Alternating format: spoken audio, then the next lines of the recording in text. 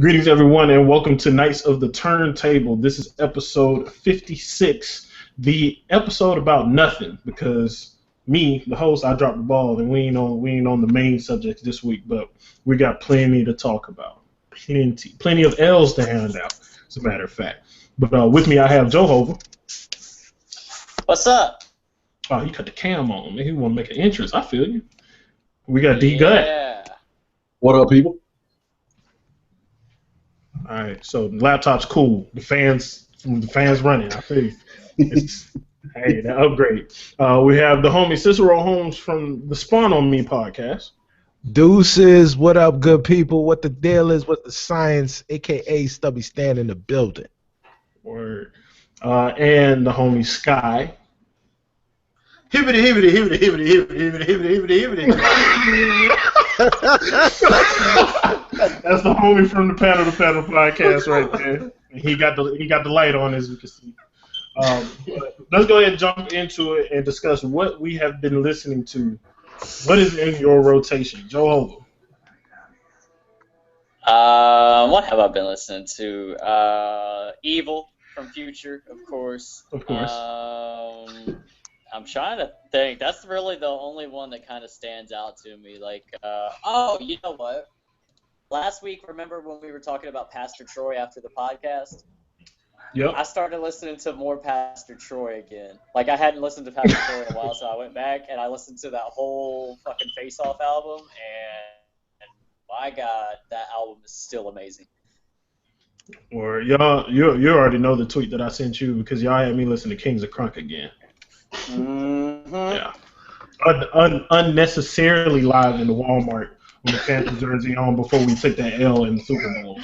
So, but hey, you win some, you lose some. D-Gut, what's in your rotation? Man, I've been listening to that Mick Jenkins, Heavy Still, Waters, and Waves. Oh, you been listening to that Kanye? That Waves? Nah. But been listening to that Heavy, Freddie Gibbs, Shadow of a Doubt. I've been on that recently. And I've been listening to a lot of Jungle Brothers' first album a lot for some reason, but it's jamming, dude. Yeah, they popped up in one of the playlists I was listening to. I've never listened to them, like actively listened to them, but I need to. Sky. Right now, in my rotation, Gold Link. Word. And after that, We Die. That's been in there heavy. Free TC. That TY, it goes, bro. It does. And 959, 90059, the J Rock. 90059. Yeah, man. Word. So those have been heavy influence right now. That's what I listen to mostly. Okay, word up. Cicero. Yeah, so in my rotation, because I'm an old head, I'm rocking some older 2015, actually in 2014 albums. I'm still listening to The Pimp a Butterfly. That Kendrick joint went hard. Word. And I'm listening to Logic's first album, Under Pressure, because I think the kid's got skills, yo. Do you think he's nice? Did you listen to the new album? Nah, not yet. I didn't even to be honest, I didn't even realize a new joint dropped. Oh, you know what else I'm listening to is that cat out New Orleans, D1, yo. He's ill too. D1. I'm actually not familiar with him. Oh yeah, I'll put you on. Okay, bet. Yeah. That's a bet. We gonna come back to that Logic statement. Okay. We definitely gonna come back to that. But I'm gonna throw out the secret question for this week. Anybody watching the show, hit us on Twitter, hit us on Facebook or whatever, and let us know what your answers are for this. But the question that y'all have to ponder and what we're gonna close the show out with is what project has been in your rotation the longest? Like the longest running project, no matter how far back it is, some that you always go back to, some that you throw in weekly, daily even maybe. Just ponder on that and we'll come back to it. But first and foremost, gentlemen, I gotta ask, how y'all feel about this Kanye situation? We done went through 3 album names. Somebody typed up the album cover in Notepad on his PC with the clip art. and you know he What that paid. Life of Pablo cover looks like, though? Like, that Life of Pablo, you know when you win solitaire and all the cards? That's what that looks like, just You know what? We gonna quote you on that one. That's going on the front page of the Koalition. Please We gonna do. put you up there, Joe. But hey, that's real, man. But you know, with Kanye, any abstract idea is art to him. But how do y'all feel about the situation? The live? Did anybody catch the live stream first and foremost? I No, watched but I caught that I Young watched Thug picture. Young Thug picture. Young Thug is on the album, and so if you didn't watch it, he had everybody like who's on the album come out and perform. There's a picture of Young Thug sitting there like this, like he's bored as shit. He probably had to slide up and check to stay in there too. Like for the people that didn't know, you could have been paid to go to that event and listen to that album and participate, I guess, in like the fashion part of it. He was sliding checks to people. I think it totaled out to around $300 or so. But I don't know. You know, maybe y'all feel a certain way about a person having to pay y'all to come and listen to the album. I don't know. But Sky, you said you caught the stream? Yeah, I watched the stream. I really didn't pay attention to what was actually going on. I was just listening for the music.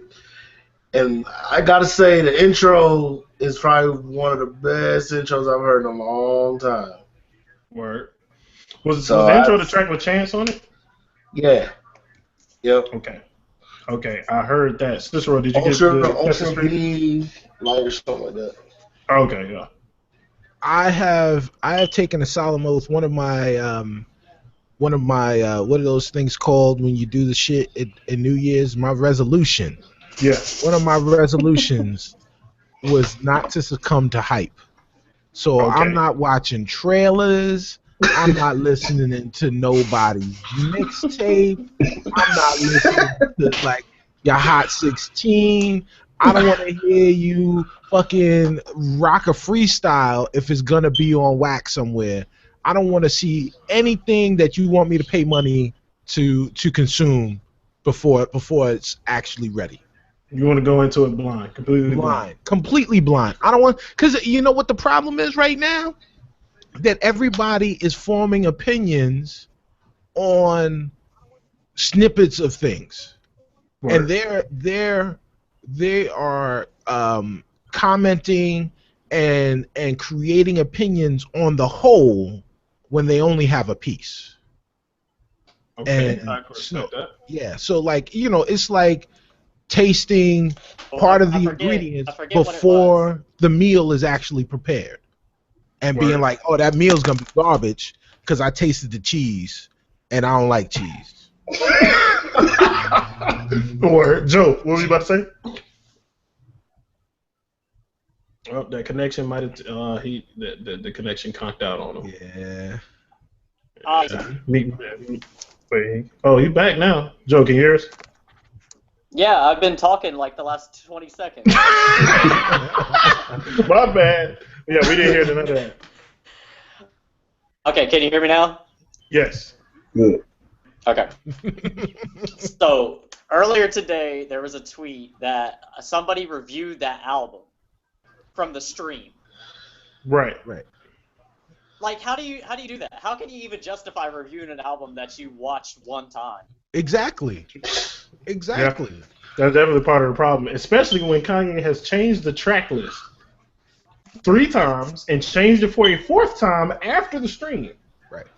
By the way, and added a new song that he dropped this morning. Which is why the 2 albums that I'm listening to right now are the 2 albums that I'm listening to right now, because so many artists right now are just releasing a collection of songs. They have 10 songs, they drop it, and then you pay $10 or you download it, you do whatever it is that you do. But Kendrick released an album, an actual project where he sat back and he thought about the playlist and he thought about how it all connected, how one piece connected to the other.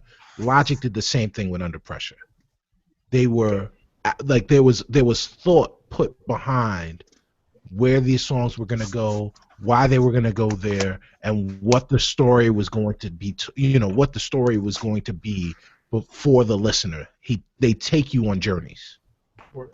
Gut, what's your thoughts on the viewing the snippet as a whole and trying to review it as such? Yeah, I don't think like you should. Like, you can't really just let it soak in from just hearing a little bit of it. Like, I mean, I personally don't write reviews, but like before I like form a solid opinion on something, I need to like listen to it a couple of times and just because I might not catch something the first time, I might hate it the first time, so it might take 9, 10 times before I like get a solid opinion on it that I can stand with and not have to change. But I got a question for you. Tap the mic. Make sure it's working. How many times did you have to listen to Lupe Fiasco's Lasers before you enjoyed it? You gonna hit me with the how many times? Look, when they said I'm beaming, wasn't gonna be in there, it already turned me off. So Word. Once, and that was good. You were done after that one time. And I'm Beaming is legit one of the best songs he's ever done, in my opinion. But Scott, what are your thoughts on that subject, sir? You can't do that, man. It's impossible to give a good review on, like you said, it's a stream. So how many times did the stream drop? What did he miss or not miss? You know what I mean? You can't. There's just no way you can do it based off a snippet. I mean, I can say what I say. Even my opinion, it's like, okay, it sounded good, but if I go back and actually listen to it again, maybe I'm like, well, that was kind of off. You know what I mean? So I have a question about it. Yeah. So when he did this stream thing, it wasn't the whole album streaming. He just streamed like. No. He streamed the whole album. Mm-hmm. Yeah. He streamed the entirety of the album. He said was coming out that day. Because as I said, since then, which was just yesterday, this morning, he said that he added more songs. He for some reason, I guess he thinks it's cool that he's scrabbling on the notepad now. So he wrote down the new track list, which adds like 4 or 5 songs. Mm. So yeah, like and I think we've had the conversation before. People are in such a hurry to get the first thing out about something that they're not thinking about it. Because like we have our first impression series of things, because we feel like that first impression. I mean, it's honestly entertaining to have that first impression, but we acknowledge that it's a first impression, and your thoughts may change over time, and we always come back to things like, hey, I enjoyed this the first time, didn't last so much after that. Like the Compton album, I enjoyed it the first time I listened to it, didn't so much after the fact, maybe like 2 or 3 tracks, and then there have been albums I didn't like and then went back to it. That's that's been the case for all of us at some point, but now. Outside of the music, how do y'all feel about the antics that are surrounding this? Do y'all feel like it's just smart marketing? Do you think he needs to do all of this quirky stuff that he's doing? Is just annoying as hell? What are y'all thoughts on this? Joe, go ahead, start us off. It's terrible. It's terrible marketing. It is absolutely atrocious to change your album name 3 times in a 3-week span, and then do all this Twitter beef to get people to talk about you. You're Kanye fucking West. You don't have to go to these measures to get people to listen to your music. You just don't have to, because even though I don't Jesus, and there are people who are out there who are they're waiting for another album because they like Jesus so much. Like, you don't have to resort to these kind of tactics. And it's kind of like, I don't want to say tarnishing his legacy, but it shows how much Kardashians if he's to promote an album. I let him know. Oh, snap, Rich. How's it going? Man, you sitting in the car. Old man jokes, Mike. Well, it looked like you just robbed somebody. You just waiting for the heat to die. Oh no! I still got 4 stars. Hold on.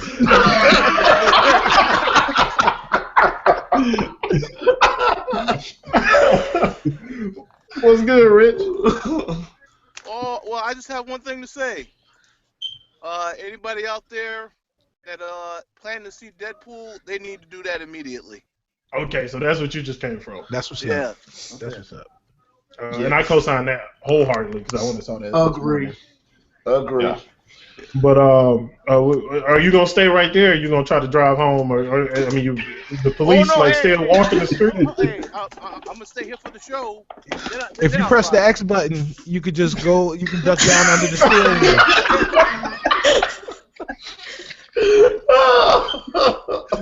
Man, got to put the old school codes in: up, down, left, right, L1, R2, R2. With the phone out. Make sure your phone's out. Make sure the phone is out. Hey, if you drive through somebody's car wash, suddenly the police don't know that you're there anymore. Just look out for one of those. But Rich, what have you been keeping up with the Kanye West album promotion? Yeah. What's going on with the album? Because last I heard, somebody paid to try and prevent the album from getting released. Yeah, the same guy that bought the Wu-Tang album offered Kanye $10 million for his album, to where he would be the only person that has that album and can listen to it. And I'm actually, you know what? I'm glad you bring that up because he said on Twitter, the guy that made the offer, I can't remember his name. He just that asshole in my right. Wanna be Bernie Madoff, wanna be Dick Cheney. He is trying to take the title, Dick Cheney's crown as the most evil man of the 21st century. Yeah, because this is also the same dude who had the AIDS vaccine and jacked up the price. Yeah, that's where he got his dough. Yep. So he made the offer. And he said in a tweet after that Kanye has to take it to his board of directors so that would delay it by a couple days. When he said that, I am not a lawyer. I don't have that knowledge, but I was like, I don't feel like that's legit. I think, if everything was set in stone, they can go ahead and put that bad boy out. But here we are, 8/19 Central, February 12th, and the album ain't out yet. So that man really might have screwed with some things by sending him that formal thing. Because it wasn't just he tweeted out, "Hey, $10 million." He sent a picture of the actual form that he sent in the letter that he sent, making that offer. So wow, yeah, that dude may have jacked everything up for everybody. But Gut, what are your thoughts on the Kanye promo? I'm kind of along the lines with Joe. I don't think Kanye has to do all this because people are looking forward to this album, whether they're looking to enjoy it or not. So that's gonna happen. But unlike Joe, I really think that's genius marketing.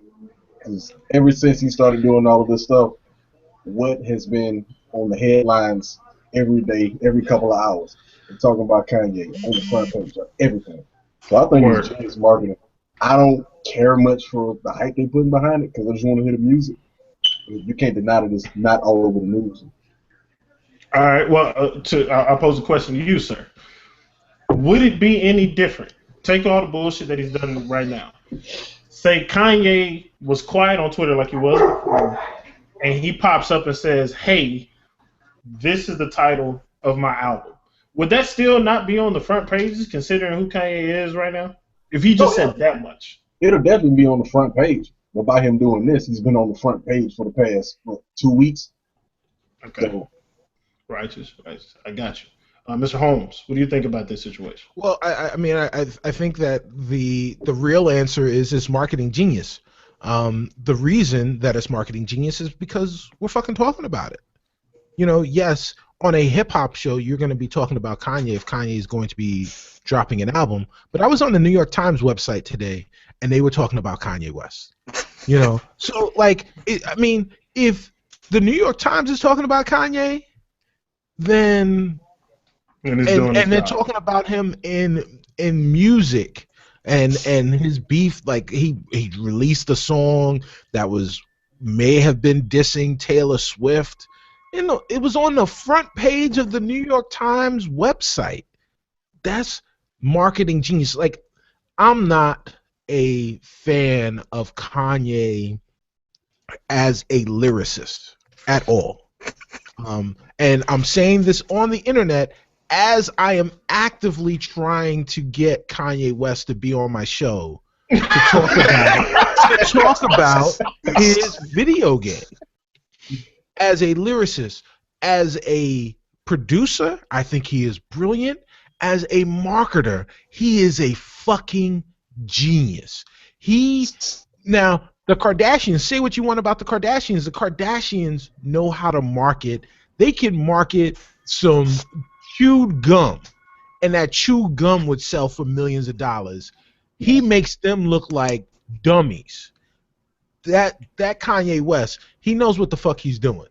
It sounds like crazy ramblings all the time, but that is the genius of it all. Is because it sounds like crazy ramblings. You're like, you don't really have to pay attention to what's going on with Kanye, and then he gets it right by you because he's so fucking sharp.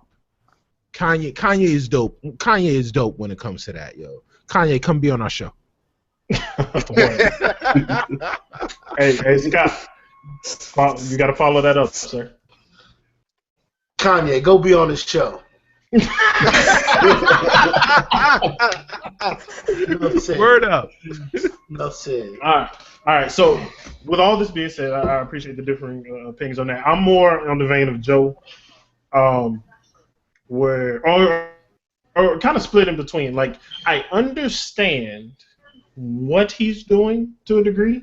It's just annoying as hell, and I wish he would do it. So, like, I'm just stuck in there because I'm like, I know. There's a level of popularity to Kanye. I mean, people are hanging off his every word, and I feel like he could have just got by with that. But you're right. He has broadened his audience with all the ridiculous shit that has happened with the Wiz Khalifa beef. That turned out to, I don't even know if that was beef now because you see the picture with Amber Rose and Kim K pop up. It was set up, man. It was marketing because it pushes Wiz Khalifa. Because both of their albums. Yep. Yeah, because Wiz got an album too. So, that happens. The album title. See, I'm hoping that the title change is a part of marketing too. Because if the people working with him has had to actually go through and change the cases, like, damn, it was switched 2 weeks ago. Shit, got to change the artwork. It's waves now. I'll get the shipment back because it's the life of Pablo now. Like, that sucks, but I'm hoping it was part of the plan. Now, Mr. Singletary, may I ask you a question? Go. When was the last time you bought physical media? Yeah, you were just talking about the print, and having to change the labels and shipping things out and pulling it back in. When was the last time you bought physical media for music? Last week, actually. Really? You bought a CD? Yes. I am a rare breed, though, and I acknowledge that. Okay. So I actually purchased Deion Ferris's album, Wild Seed Wildflower, that you can't get digitally. Well, yes, because it's Deion Ferris. Yes, but hey, we're gonna talk about that because I'm glad you even know who that is. But before that, I got Wale's album About Nothing, Big Sean's Dark Sky Paradise. I buy physical CDs. I'm a weirdo. People get in my car and they see me slide the CD in and they looking like the fuck past the aux. Like, what is your problem? I ain't got no minutes. T-Mobile bugging with the screen. Right, this data plan is a bitch, yo.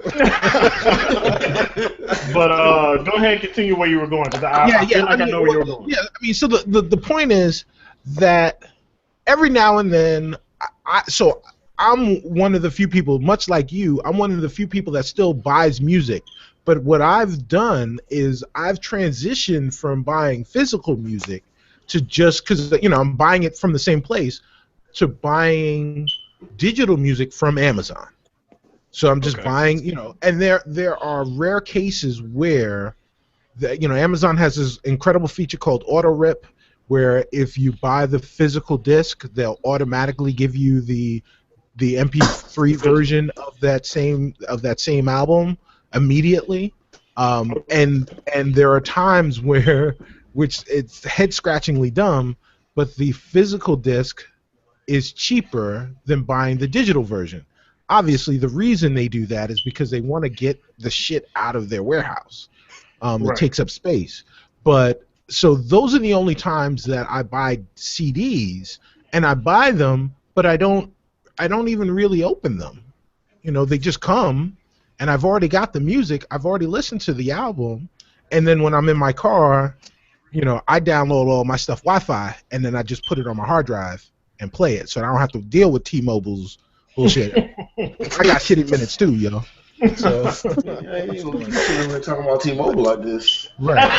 Hey, we all going through the struggle. We all got them problems. We all got T-Mobile is the Millennium Sprint. T-Mobile mad at me anyway because I won't switch from my unlimited plan. I'm in grandfathered into that. I'm grandfathered in on that too. Right. Man, if I come in there, they're like, your bill is only what? Well, yeah. You say you. That's what you saw. You read what you saw.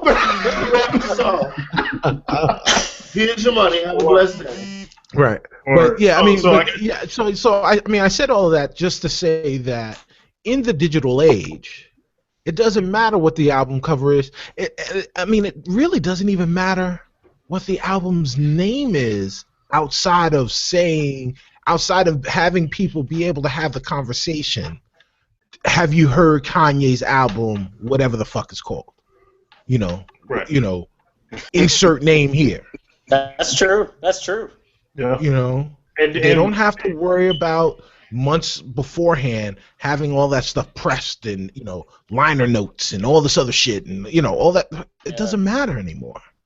Because think about it. When we talk about like a project now, that's what we say. Like, oh, I can't wait for that new Kanye project. I can't wait for that new Drake to come out. We don't say, oh, the 6. Like, you don't say that. Right. Like, you just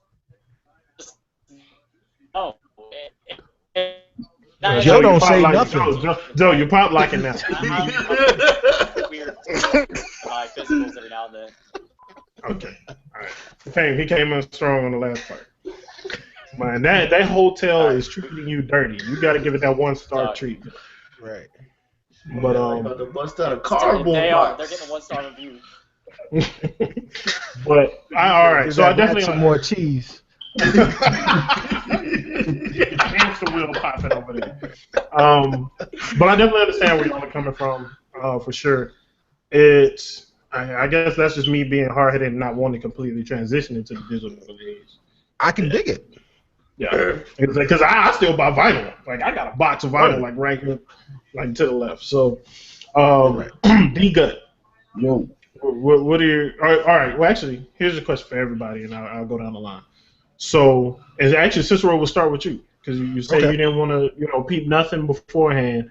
Are you looking forward to listening to this Kanye West album? Like, you haven't listened to anything beforehand?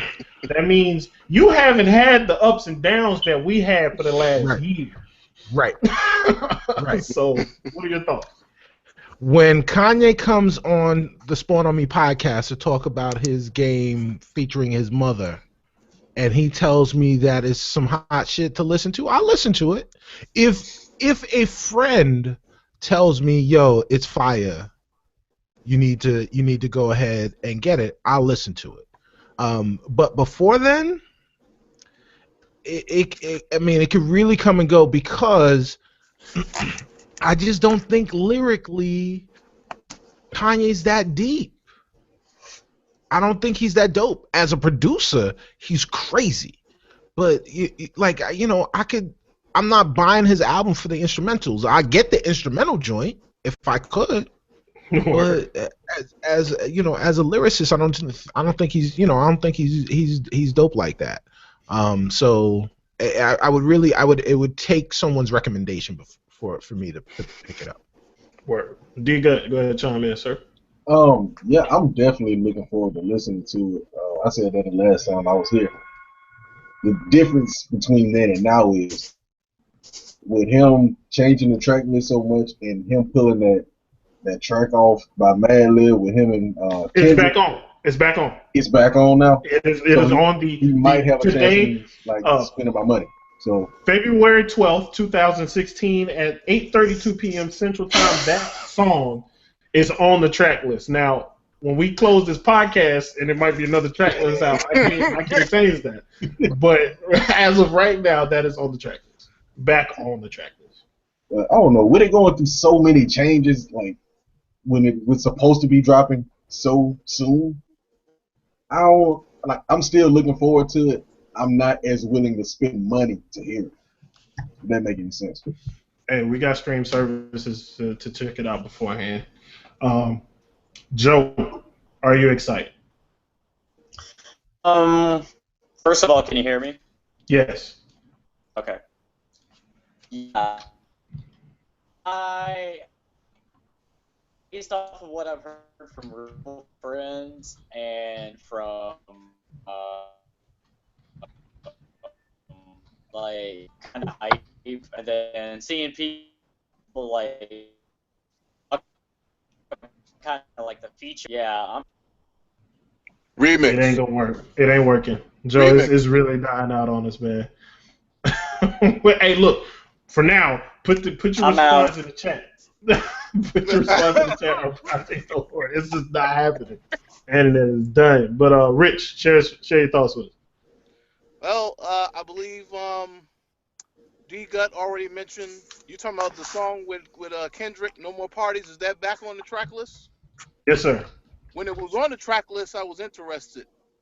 Now that it was off, no.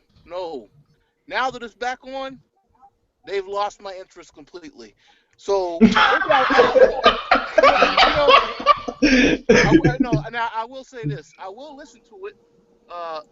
Spotify, of course, but I didn't say I'm going to pay for it, but I will check it out and see if it's worth a purchase. Yeah. Okay, cool. Scott? Well, Scott, you listen to the stream. So, you hit me up about the project, matter of fact. Yeah.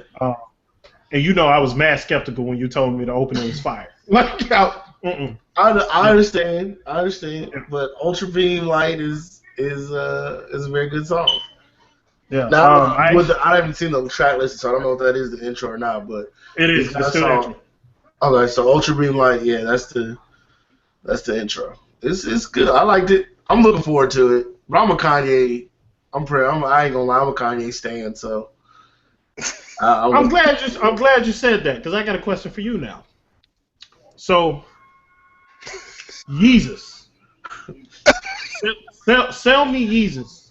And you got 10 seconds to sell me Yeezus. Just go. But he's not going to do that in 10 seconds. Here, I'll help you out. You have to see Yeezus live. There you go. That's the thing for you. It's a stadium album.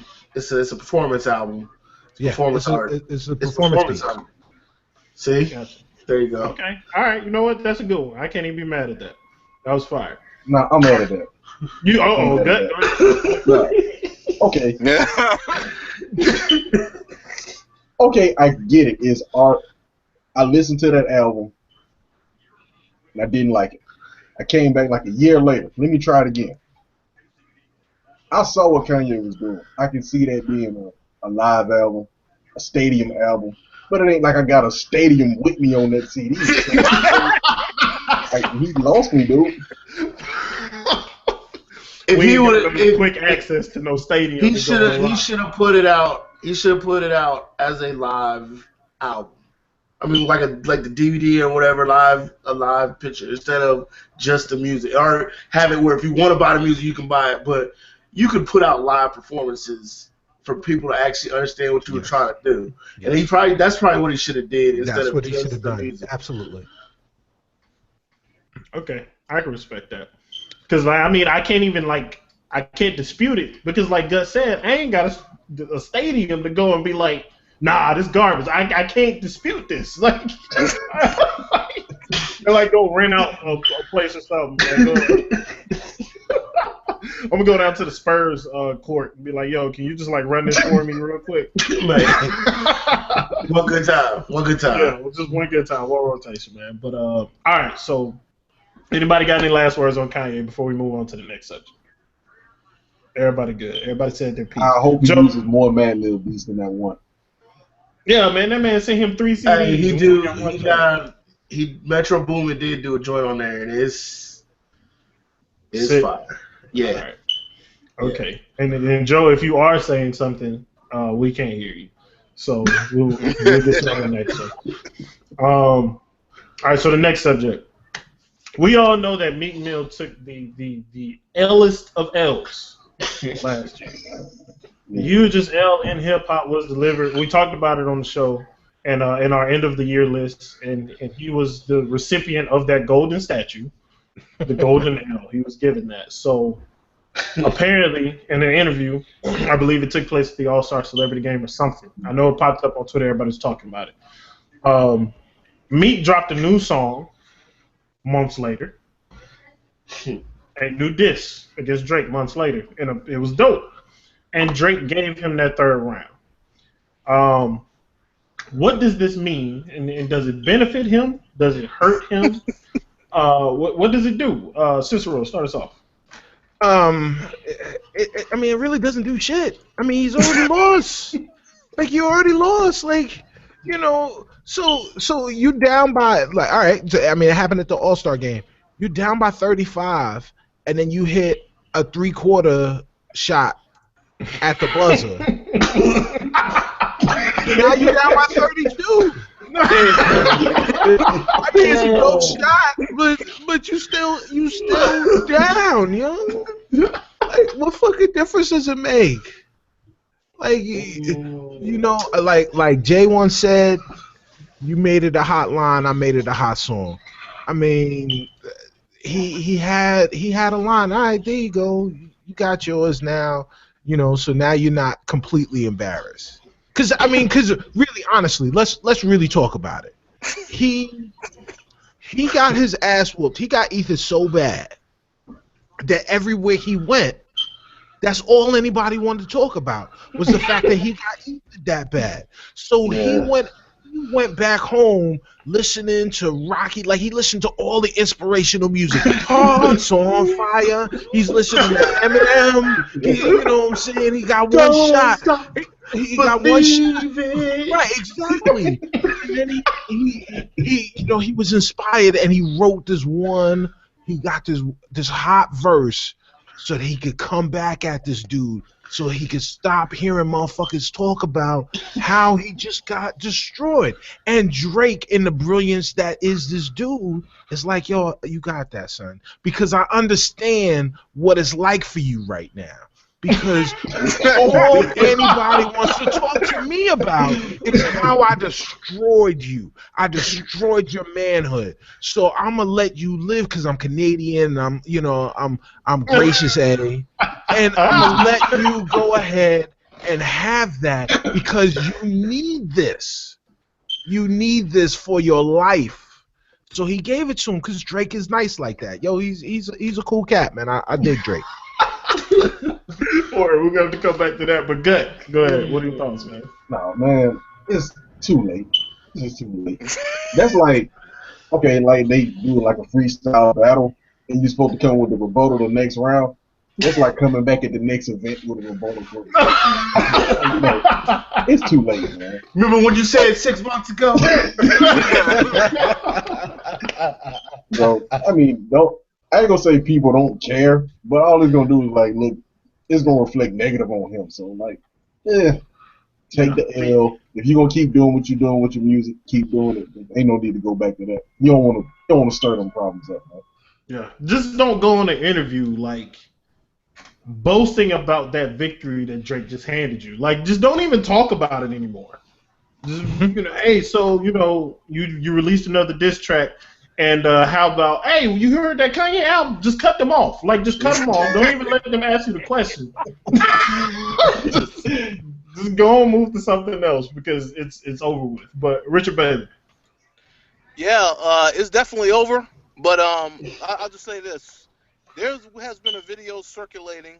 I believe it's for about a week now. You know, I'm pretty sure maybe you guys saw it, but in the WWE video game, somebody made Drake and Meek Mill and had them have a square off. Now wait a minute. There's more to this. The video is excellent because they got Hotline Bling as Drake's intro song, and he's dancing while he's coming to the ring, and then he beats the hell out of Meek Mill. So I'm gonna have to show you that video. But no, it's over. It's over. Hey, real life, Meek Mill would take that L too. Like, there's a real live action clip of him punching a punching bag, and that it's not pretty. Like, Yo, I mean, his name is Meek Mill for a reason, yo. Oh, man, take all kind of L's. But Sky, what are your thoughts?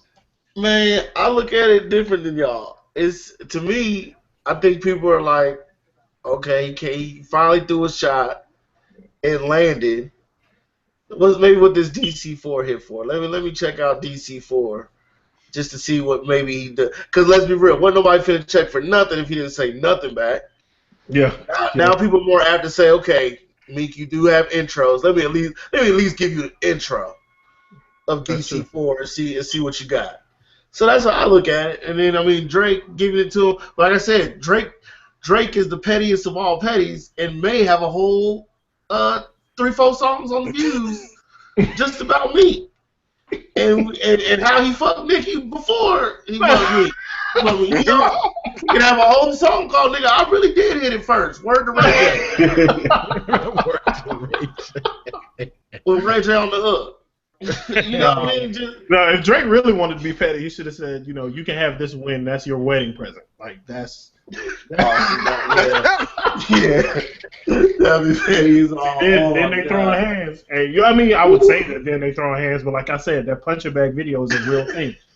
Like, I don't think he knew that was being recorded. That was real him putting his effort in there. Like, I got this, boss. But I think that's all we got to say about Meek Mill. Yo, nah, I mean, I got something else to say. Yo, so he's getting married to Nicki, yo? Well, I don't know if that's confirmed. It was a rumor at first, and then it is fine, they are. What? I mean, what part of the game is that? Like, yo, what is she seeing this motherfucker? Like, what is he bringing to the table, yo? She see that nigga like a puppy dog. Like, oh, he's so just come here. Right, he's so sensitive. Nah, yo, yeah. At least when LL was R&B song, right, bro. when LL was writing "I Need Love," he was brolic a little. You know what I'm saying? So, you know, if a chick was like that, LL is all sensitive. He licking his lips and shit. You know, that's all hot and whatever. But the dude, you know, he could take his shirt off and be alright. You know what I'm saying? He hit a punch bag, it moved. You know what I'm saying? Oh shit.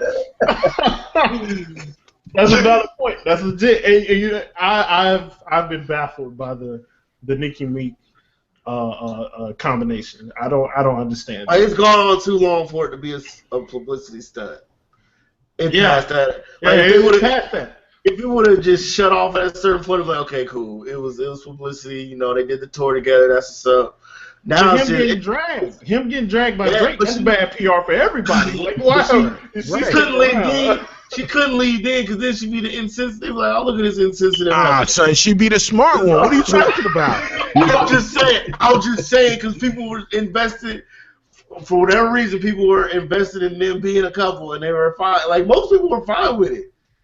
If you really think about it, nobody was really like, ugh. Everybody's like, oh, okay, they together. I had a big old fucking Sims 3 question mark over my fucking head. But it wasn't like you was like, man, them niggas gonna have a downfall. Everybody gonna go down the hill. Ain't nobody gonna be shit. You just like whatever. No, I definitely didn't think that. I was like, hey, Meek Mill, hey, props to the homie. He got a one. But then when he started getting dragged through the mud, I was just waiting for the tweet or the Facebook post. Status relationship change something. Like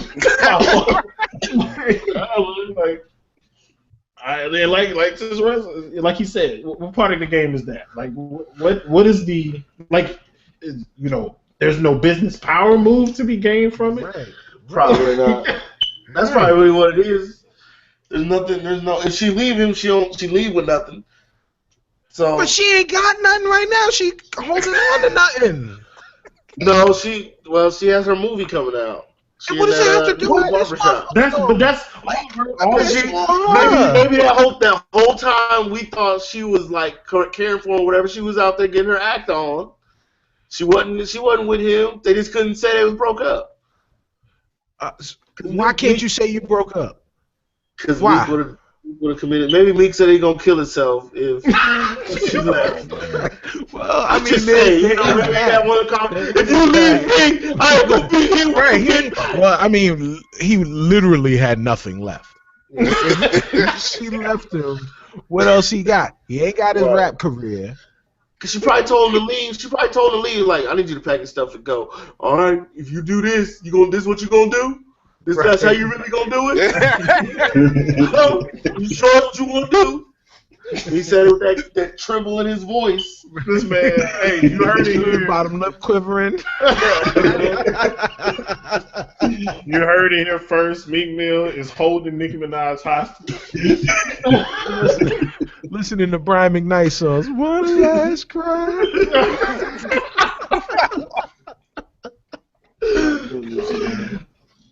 I don't get it. And then it's also you add in the other side of it, how Drake. Remember that time period Drake was completely thirsting after Nicki? Yeah. And all that was going on. It's like you have to feel like there's something else there going on. Yeah. On those sides, like maybe Drake is like he's just that super simp nigga, and he just happens to be able to rap better. But that may be the case. Yeah. Yeah, like let's remember. Know, but who he had though, bro? He had Serena. But you've also got to look at who Serena's had. True. You know what I'm saying? Yeah. So it's not like she came from, the blackest, hardest motherfucker around to you know what I'm saying, to Drake, and you're like, yo, word? I mean, she was just, remember that little spat between him and Common? That was a exactly. But Common's from Chicago. Shout out to the Chi and everything. But I mean, look at what Common is right now. Like, Common was a conscious dude that wasn't down with all the thuggery and all that other stuff. See what I'm saying? Like, he was the conscious dude, but now he's been acting. He's an actor who raps, and that's what Drake is. Drake is an actor who raps. Good point. So he is a simp motherfucker. Like, I mean, that is what he is. But the cat lyrically is dope.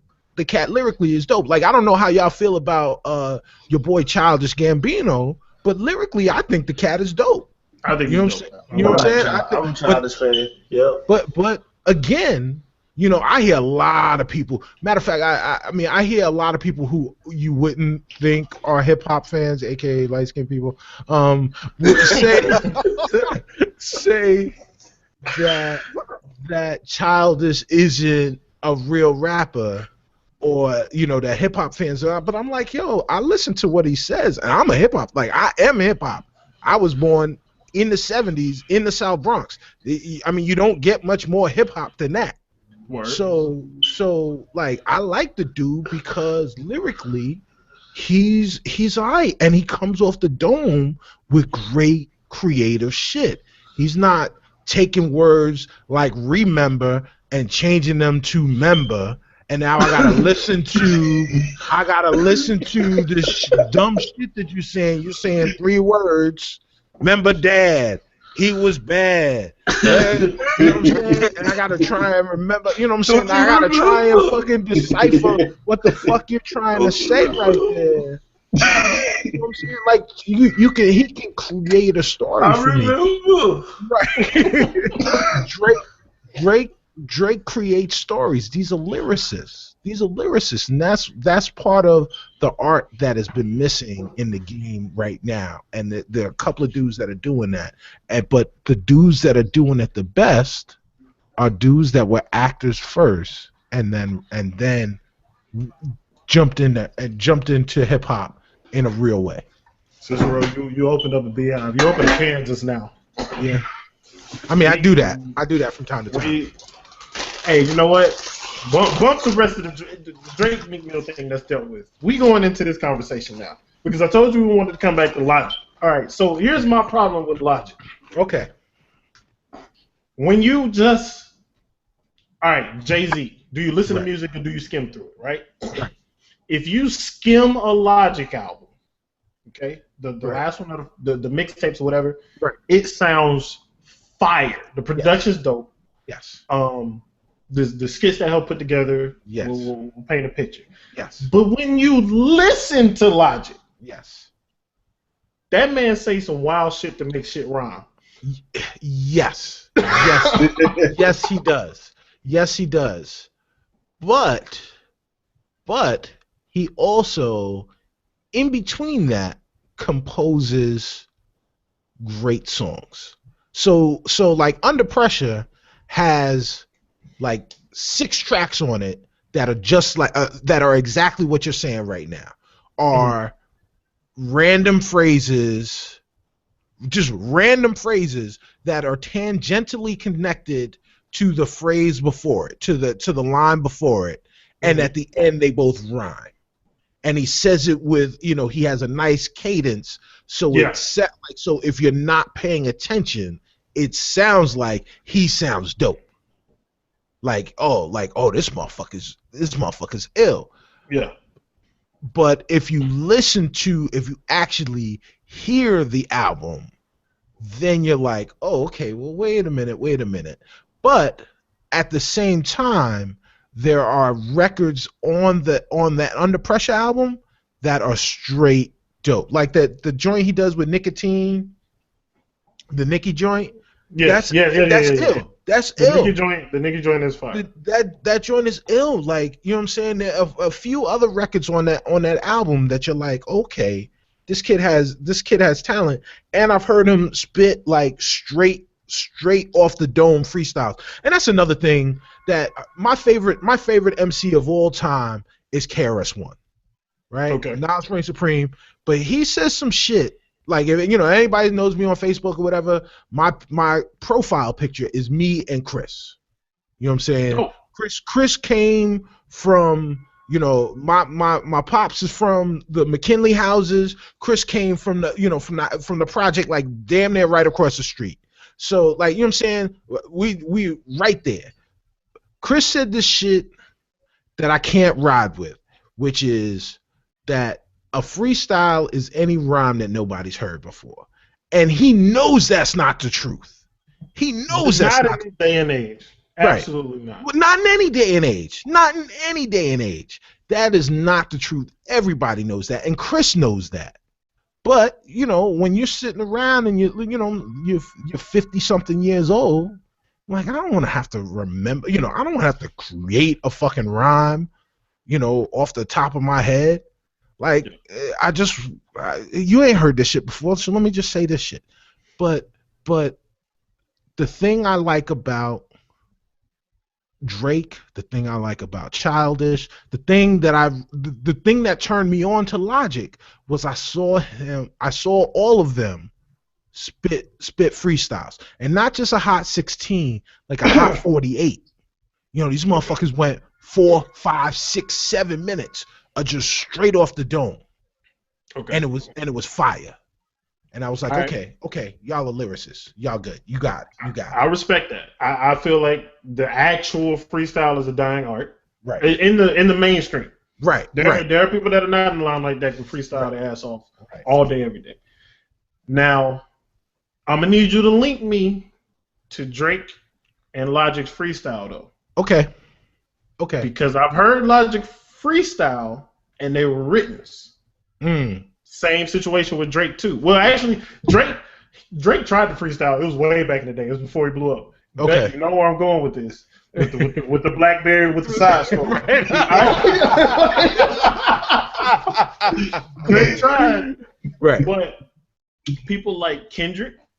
Yeah. Lupe Fiasco is probably one of my longer running artists that I've been a fan of. Yeah. That's now in the mainstream or kind of newer. That freestyles legitimately because like when he goes to a station or a show, he will not spit a written. I don't think he ever has.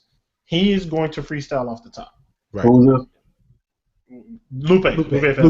Yeah, Lupe.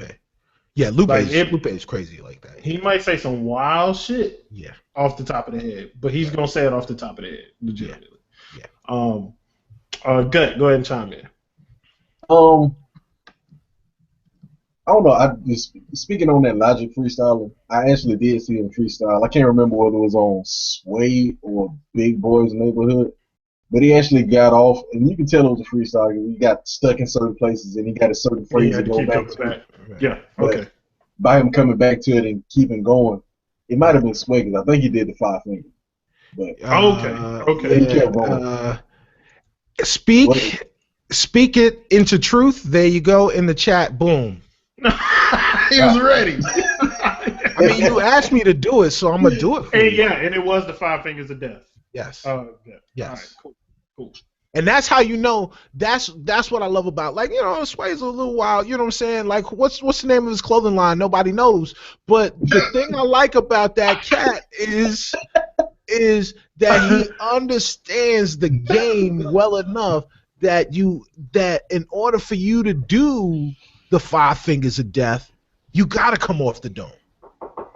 You gotta come off the dome. You can't. Have to. Yeah, you can't come with 5 writtens. Because you don't know what the records are going to be.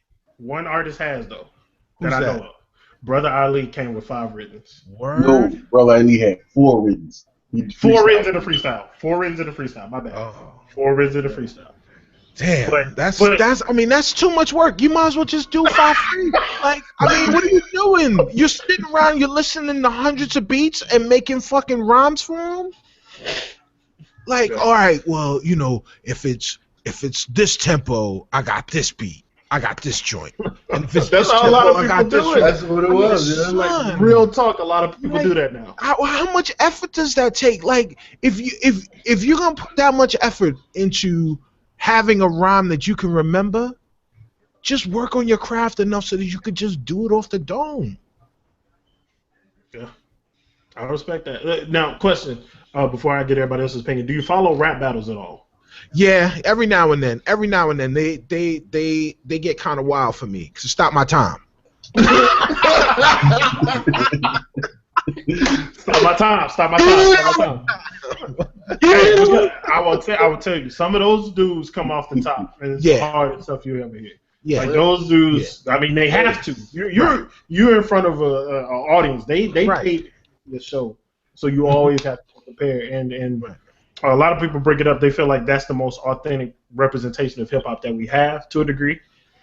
It is definitely a form of hip hop, but there's no musicality to it.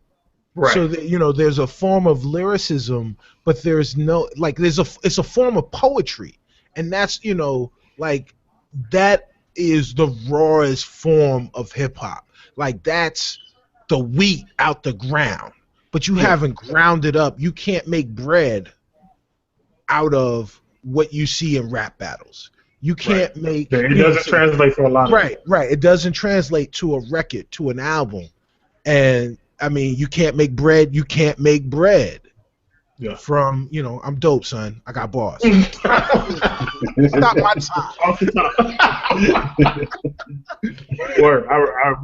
Scott, jump in there because you have both perspectives.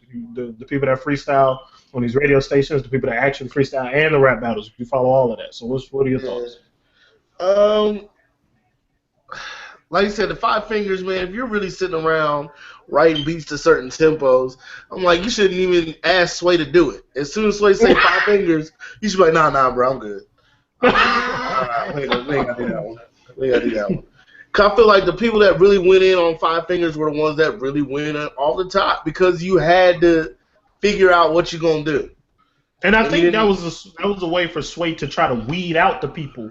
That were doing the writtens. Like, okay, if you're gonna do writtens, you about to do 5 of these bad boys. So and switch it up, like the tempo. Don't tell them what the BPM is. Like, and random beat, it's gonna be random beats too. Like you may be something dark, and then all of a sudden you got some poppy joint. You like, But if you really freestyle, you can just be like, okay, let me go from here to here.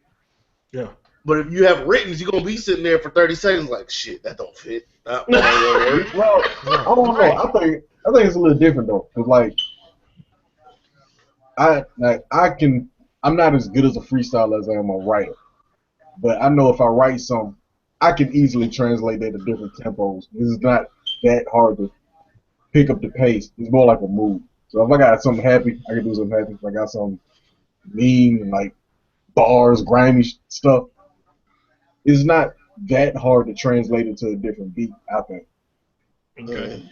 Now I'm gonna ask you guys. If now Sway calls you up, and you gotta go sit in that chair, is the thought of rhyming a written crossing your mind, or are you gonna go off the top? Absolutely, I got the verse on myself. You say you what? I have a verse already. But if it's 5 fingers though, that one you ain't stretching that one verse for 5 tracks. I'm not gonna do the 5 fingers. You super nice verse. Like I'm gonna give him one real good one, and I'm like, we're gonna let that ride. But see, most of the time, that's how it works though. If you go through the first time and he get it, most of them, that's what everybody do the first time is a dope written that nobody else has heard yet. Yep. Maybe it's something they just came up with coming up there to see Sway. But the first time they go up there, they'll do a dope written. Then they come back and Sway will be like, oh, okay, let's see what you got this time. Here's 5 fingers. And some eyes get a little big and say, shit, I thought he was going to let me do another dope written. Right. But, and then some people are like, this is what they came for because they know if you drop a dope 5 fingers on Sway, people going to start looking out for what you're doing. Right. Right. That it's proven. That's proven fact. Because there's people I've been and I was like, well, who's this? Who it is on 5 fingers? Right. Okay, let me go see what else they got. Or nah, nigga, you nah. I wouldn't have fuck with Logic. Yeah. If it wasn't for the 5 fingers. Because that's where I first saw him. I was just on a Sway. You know, everybody gets on their little YouTube joint, and I was sitting around. And I was watching Sway joints. And the next one that popped up was like, oh, you know, I was watching somebody's freestyle on Sway, and then the next joint that came up was like this kid Logic. I'm like, yo, okay, well, you know, whatever. And I listened to that shit. I was like, yo, son, that was fire. Let me see what else he's done. And then he did do a joint on Big Boys. And you know, now this is what people have, and this is not like this isn't cheating. People have. Like back in the day, everybody had their yo. It's there was that double Dutch move. You know what I'm saying? It's the double Dutch move where it's like, okay, I'm getting ready, I'm thinking about it, and then I jump, and then you know what I'm saying, then you spit. But people have that linker. They have that they have that one line that's their phrase that will allow them. It gives them their breather to come up with more rhymes. And you'll hear that, and that's not a cheat. That's just a signature. Yeah. As long as you know what I'm saying, as long as 95%, 90% of it is off the dome, then you're good. You're good. And you doing that, just keeping the groove going while getting your next thought together. Yeah. Right. Yep. That's actually the one thing Lupe doesn't have. He doesn't have a linker. He will sit there in silence. He'll just say, It's gonna be quiet until you come up with the next one. Right. Yep. But random question: have y'all heard Charles Hamilton on Sway? Oh, where he sang over the 5 fingers? No, he did a freestyle too in a separate interview. Word? Yeah. I saw. I saw. I haven't seen that. I gotta catch that one. Neo sing over the 5 fingers. Word. Yeah, that was ill. Okay, I'm gonna have to check that out for sure. Yeah. But Hamilton is another one that's kind of like Lupe. Like he's going to come off the top whenever he gets a chance. So and that's why he got punched. And that man did freestyle himself in the fisticuffs. Got popped in the barbershop, man. I tried to block that out of my memory. Hamilton is back, man. He's back. We forgot about all that. But Rich, are you there? Are you running from the cops? So he got it muted. This man on the chase trying to listen in to the show. He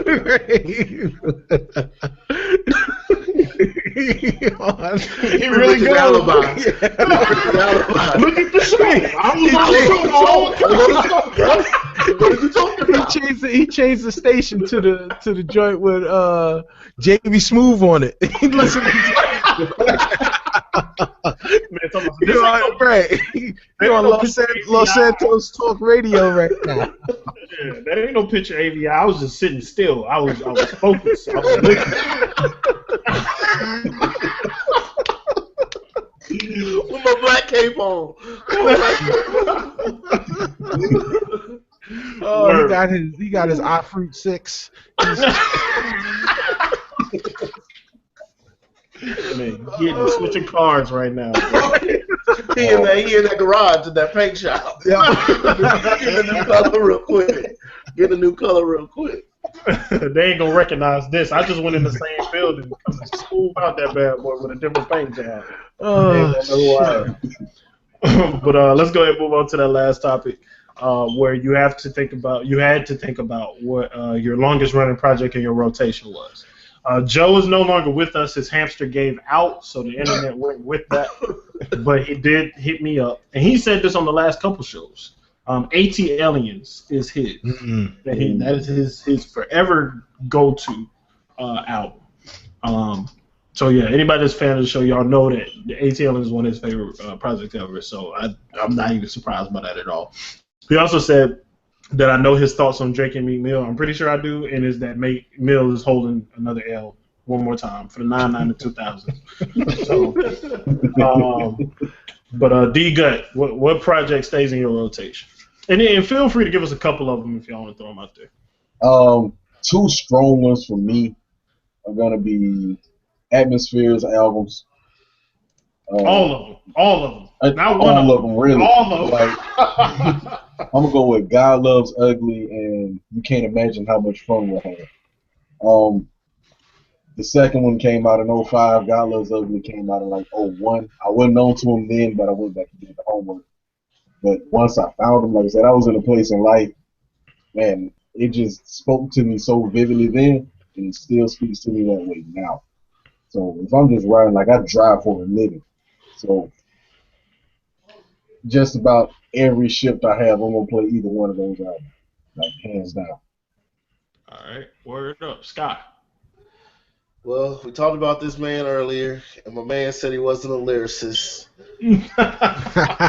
wait. Let me clarify. Well, hold on. Let me get some clarification. Was he ever a lyricist, or is he just not one now? Kanye? Yeah. No, I just don't think there are times where he has. Listen. Everyone that just like an NBA ball player is good at basketball. I think Kanye is good at rhyming, at the art of hip hop. But in order to become an all-star in basketball, you've got to be better than that.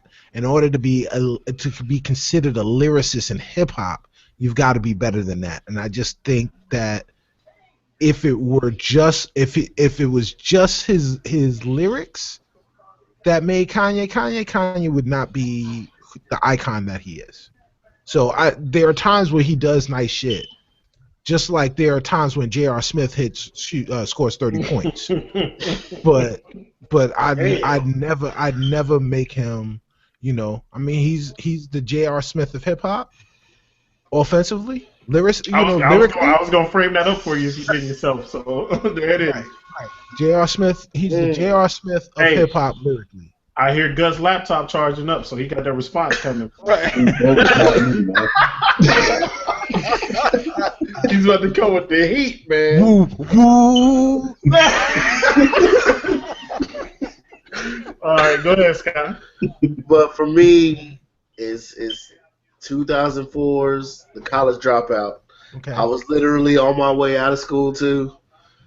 I was like, school wasn't for me at the time, so I was literally dropping out when that dropped, and it was like everything that was being said on there was exactly what I was thinking in my head during those whole time, and it's still relevant for me today. When I'm listening, like today, I just listened to it again today.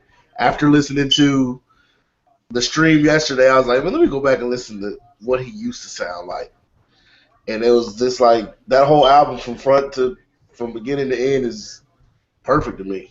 So that stays in rotation forever. Okay.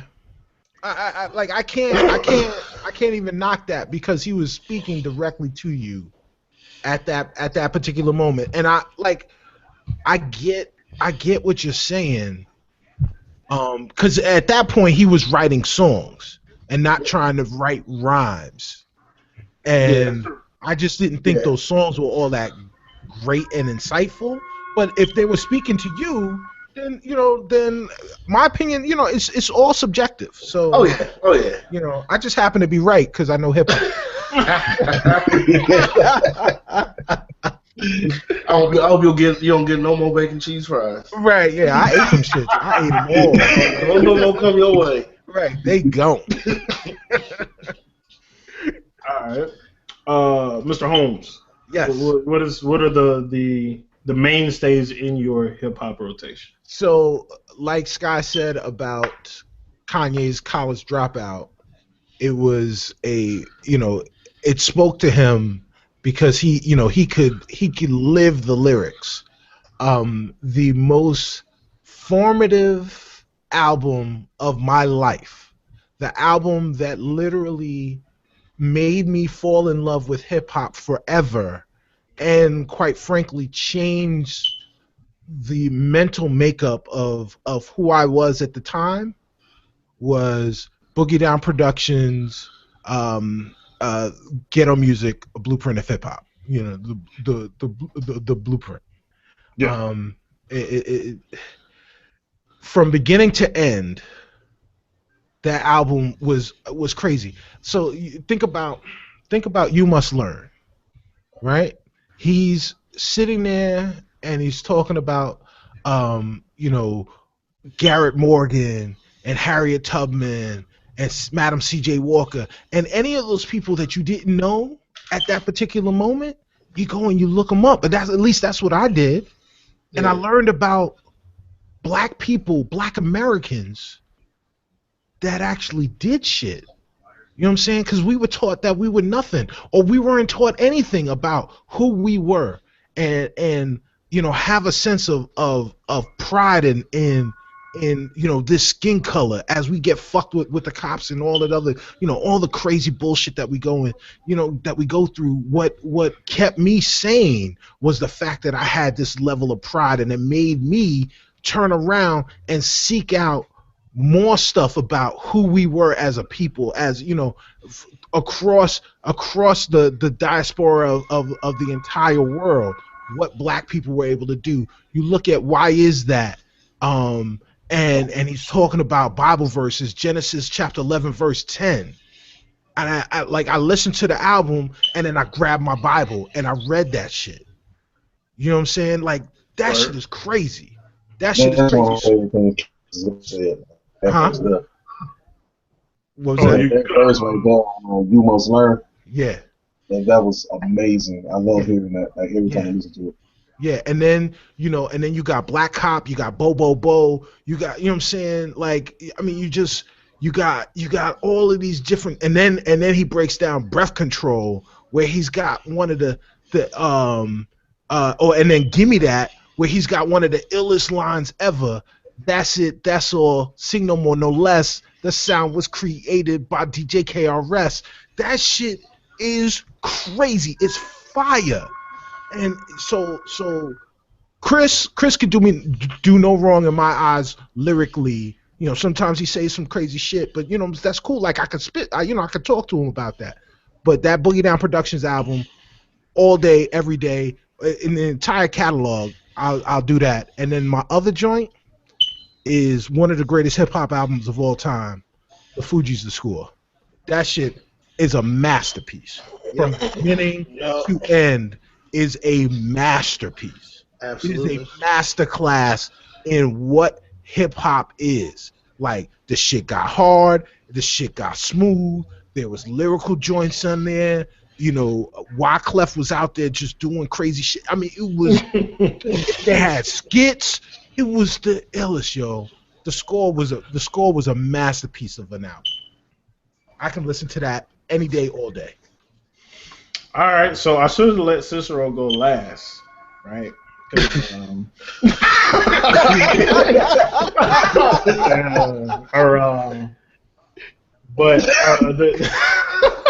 My mainstays, my personals. One of the first ones that come to mind. If somebody was walking past me on the road and they asked, "Is Lupe Fiasco's the cool?" Yeah.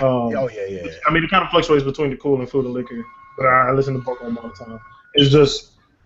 It's kind of like the situation that Scott went through with College Dropout. Like the album spoke to me at that time, and the cool spoke to me in a way where I had these very diverse tastes, but the people that I grew up with, or grew up around rather, their attitude wasn't to cultivate a diversity of tastes in entertainment or in music. Right. You know what I'm saying? Like, it was, you listen to hip hop and everything else you listen to, you're too white or something like that, right? And listening to the Cool and him having so many different kinds of sounds on that project and so many different styles, including rock, just randomly thrown in there, kind of just it opened my mind to a lot of things, and it opened my ears to a lot of other artists as well. Like Lupe was kind of the bridge to Little Brother, which Gut, you said the atmosphere was the thing. Like, you listen to all their projects. Little Brother is that for me. Like, I can go through all of it: Chitlin Circuit, The Listening, Minstrel Show, Separate Video, all of it. How about Left Back? Yeah. We ain't gonna talk about that, okay? But Little Brother is that for me. But I'd say that Lupe is the cool, and it's tough because, like, I still listen to Blues Below the Heaven, which was incredible. That was back in 2007. And what was the one I said before the show? I forgot just that quick. I'm blacking out on that. I don't know. I'll think of it later. But those projects are must not have been that great. I don't know what it was. Hey, well, see, I didn't know we got more than one. Well, my other one is that's why I said throw some more out there. Oh, my other one is TN 101. It made me want to get in the kitchen, get to whipping, boy. I was coming, and that came out the year after College Dropout. So I'm like, man, I need money. Right. Cook 'em out. Shit, nigga, almost had me in there with some Pyrex cookware. Almost. I was working at KFC, boy. I was slanging chicken. Well, that was my joint. That still is my joint. TN101. I put that on. I'm ready to go fight somebody. Yeah, I feel you. That's actually one of the ones that Joe probably would put up there too. He talks about that one all the time. I can respect it. But yeah, I can't remember what I was gonna say on that other topic. But the Cool, Food and Liquor, classics to me. Little Brother, always come back to those. I mean, they're always the older albums that I listen to. Nas is my favorite artist. Okay. And it's just those. I come back to those every now and then. But the Lupe and the Little Brother, that's always in rotation. Like, always. And actually, Outkast too. Outkast is pretty steady in my rotation. Any particular album? Equipment Out was actually my first full album experience with Outkast. Mm-hmm. I listened to ATLiens after that fact. Right.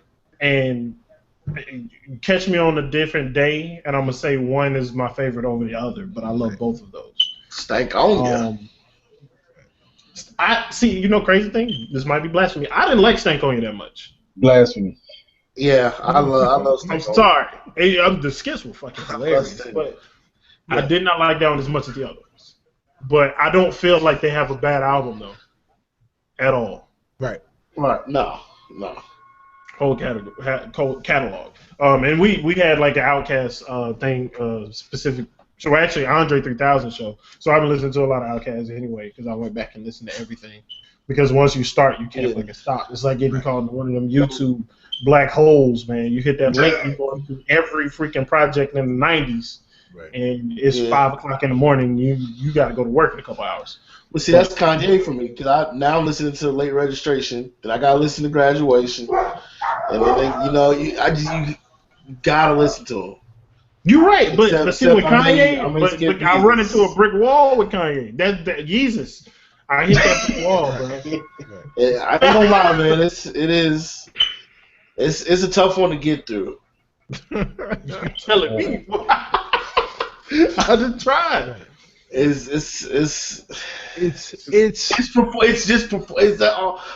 KRS-One spiritual minded. What'd you say? It's spiritual minded. It's like KRS is spiritual minded.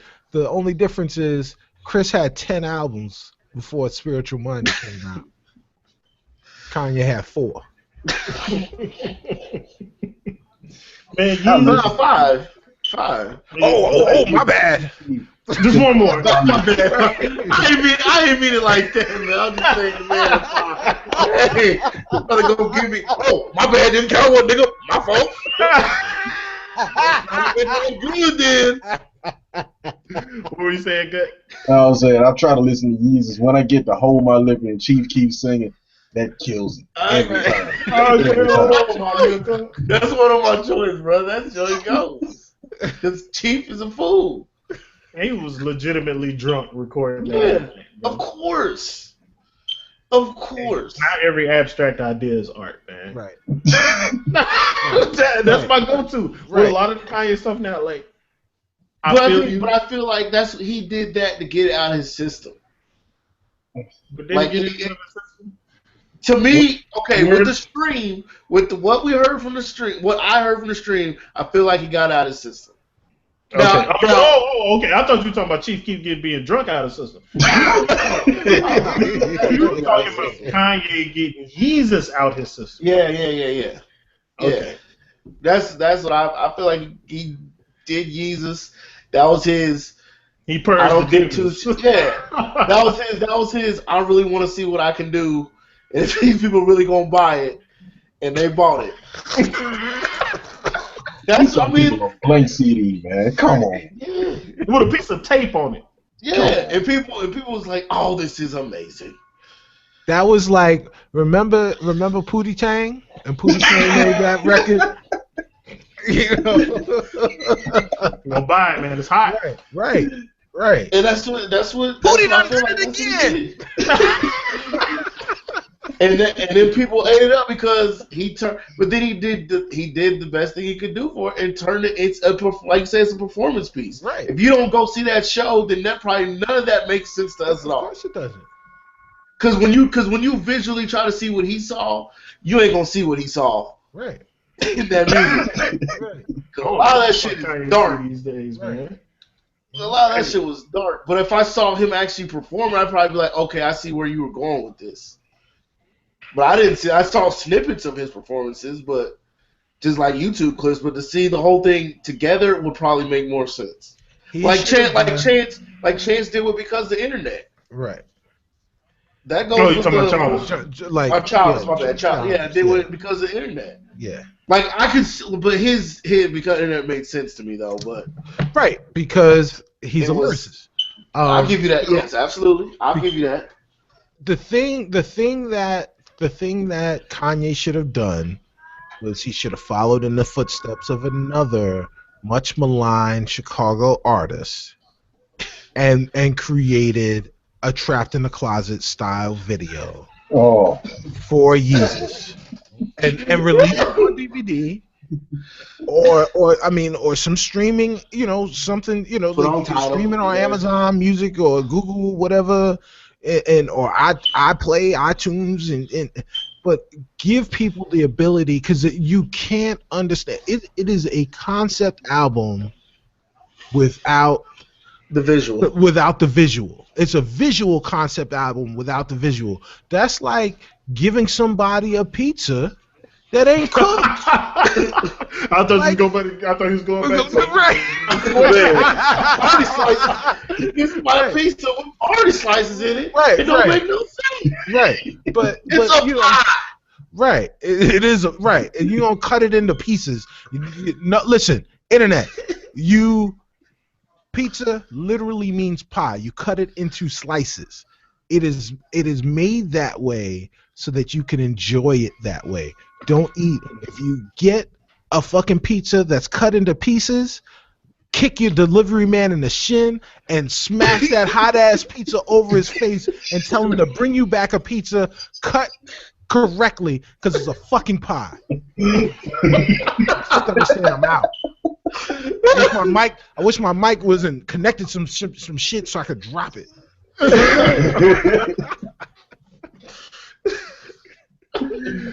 I should have. That would have been the perfect last word right there. So, I mean, hey, let's get the rest of the last words from everybody. Last word, Scott. Get that man his slice. Get that man his slice. Make sure that man get his slice. Nah, man, just whatever you're enjoying, for, like everybody said, it seems like the album that's in everybody's rotation is the one that spoke to them. So music speaks to you. Find what speaks to you. Enjoy it. Listen to it. And I mean, look for new stuff too. Quit complaining about there's not stuff out there. True that. There's always something out there for you. Gut, last words. Oh, thank y'all for having me, man. I appreciate being here like every time, man. And support local artists, go to some shows, buy some merch. Or and let that laptop turn up because it's trying to be a part of the show too.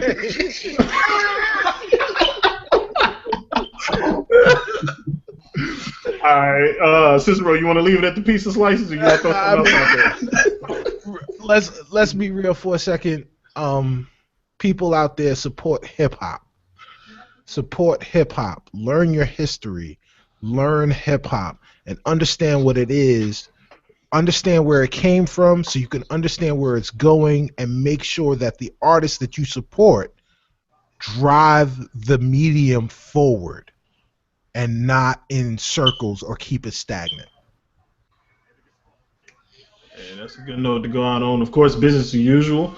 Check out the other shows on the Koalition.com. Check out Spawn on Me podcast that Cicero is a part of. Thank you. As well. Kanye, come fuck with us. You ain't no lyricist. I'm not gonna marginalize you in your moment, son. I already see what's going. I can see it in my mind's eye what's gonna happen, man. Because you gonna get him on the mic. Right. Y'all gonna be live. It's gonna be hot. Y'all gonna be on air. And he's gonna no. I'm getting it. He's gonna pull out the voice recorder if you're saying he's not a lyricist. Yep. How, Cicero? Right. You know what? How I'm not no lyricist?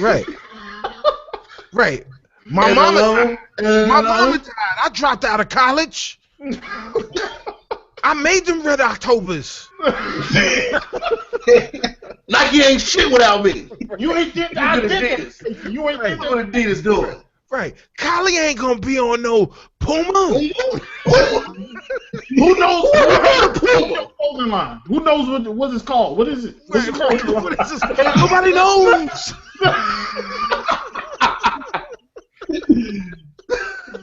Y'all go ahead, Kanye. Turn up on y'all on the show, man. Please do. Video games. I've been making video games since I was 7. They just not let me in the door system, bro. They just not let me in the door. I went to San Francisco, and them niggas laughed in my face when I came with this shit. They laughed in my motherfucking face. No. I'm saying I had a whole dialogue. David Jaffe laughed at me when I brought the game in. He laughed at me when I brought the game in. For real, the San Francisco thing, he said that on the stream. He said on the stream, I'm just thinking he's gonna be talking about game companies now because he went through the fashion industry before. People laugh. I told Ubisoft I had their Assassin's Creed contender. I told him. I said, is my mama trying to get into heaven? It's the sequel. You want to give me the money for it? Right. I told him I wanted to make a game in Chicago about my mama getting into heaven, and they made Watch Dogs. That was my game. That was my game. I can't prove it, but that was. I want Kanye to come on because I want to see this now. I gotta see that happen. How you think Aiden Pierce look like that? How you think he got them outfits? That shit is Donda. Wait a minute. Hey, hold on. The outfit is that shit Kanye trying to push on people. No, hey, man, look, Star Wars Episode 7 was all Donda gear. It was all Donda gear. All Donda, dog. I mean, have you seen the new shit? He got the Oliver Twist line now, yo. May I have some more, please, sir? I love the cat. I love what he's doing though. He is the Peter Molyneux of everything else. Like he dreams that's big. accurate. He dreams big, and sometimes it just doesn't work out. But you gotta appreciate the effort. yeah. You gotta appreciate the gangster. Right, exactly. He's gonna have you hyped, and you gotta appreciate the gangster of a motherfucker going out there and saying, "I don't give a fuck what your walls are. I'm doing what I do." And if you get it, you get it. And if you don't, you don't. But I'm gonna do what I do. I'm not gonna let you tell me I can't do what I do. I'm not gonna let you marginalize me in my moment. And I mean that's some real shit. Like I said, man, everybody talks about him like he be wilding, but that's some real shit. You only got a certain amount of time. You gotta make sure that when you're there and everybody's paying attention, when you say some wild shit or you burp the alphabet, that motherfuckers are there to pay attention to what's going on. Because there'll be other times when you're gonna be sitting around and you're gonna be doing some amazing shit and ain't nobody paying attention to you no more. So why you got people paying attention to you, you gotta give it all. You gotta give it your all. And I appreciate that cat for that shit. I really do. Much respect to that. I can understand it. And on that note, we're signing out. Nice to the Turntable, episode 56. The episode about nothing that turned out to be about everything. We'll see y'all next time.